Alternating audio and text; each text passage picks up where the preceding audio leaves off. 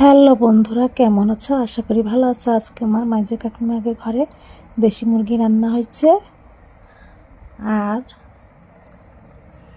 মাছের রসা,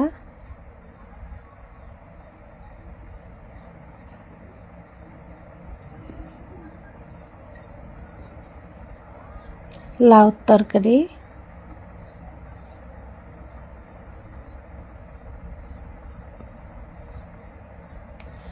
শিম ভাজা।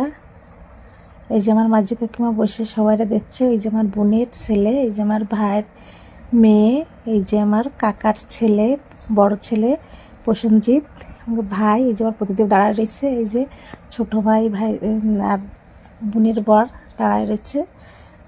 আর রান্নাটা কেমন হয়েছে বন্ধুরা কমেন্ট করে জানাবে।